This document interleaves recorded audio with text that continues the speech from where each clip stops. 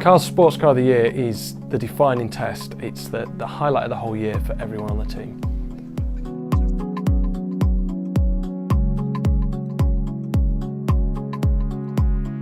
We take a huge variety of cars. We've got a 17 grand Fiesta ST, brilliant little hot hatch, all the way up to a £300,000 Lamborghini Aventador. Maybe I should have started with something slower.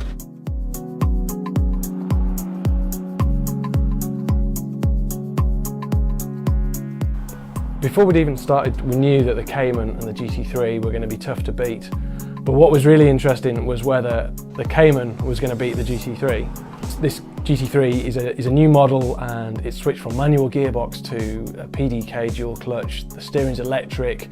It was interesting to see whether that would still feel as special. The Cayman is half the price of the GT3 at 50 grand, and it is, if anything, better in some ways because it's got a manual gearbox for that extra involvement, and also you don't have to be going absolutely bonkers to get the best out of it.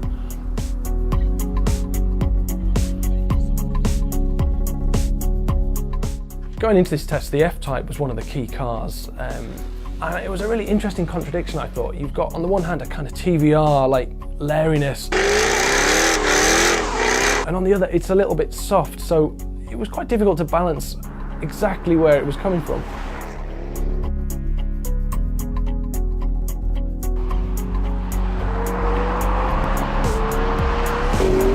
McLaren 12C, it's taken sort of 2 through 3 years to get to know this car. And when we've had it against the Ferrari 458, I think it's always come up short, lacking a bit of character. But it really started to shine. One of my favourite cars was the Fiesta ST. I didn't have it down as the winner, I didn't have it on the podium even, but for a car costing 17 grand, it punches way above its weight.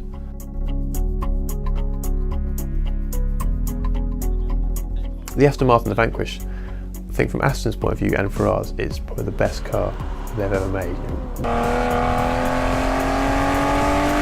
But when you get it out together with all these other cars, then it feels a few steps behind the rest of the crowd. I think if you are spending, £192,000, which is how much that car costs, you want the latest thing, and the Ferrari F12 is the latest thing. Ferrari is such an accomplished car. Yeah. You can just tell which company has got money and which are investing in product, and those sadly which haven't.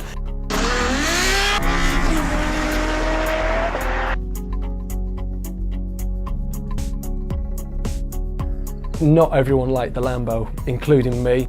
I thought it was very heavy-handed again with its ride. The gearbox is brutal and just a bit of a handful just in terms of how big it feels.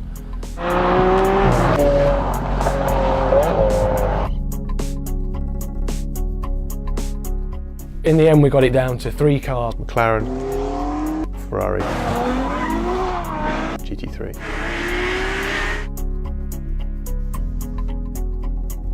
So we really focused ourselves on the judging process and said, which of all these cars do we most want to drive? And that was it.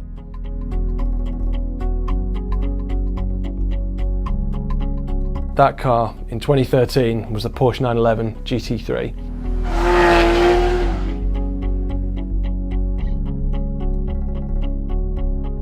We all desperately want to own that car.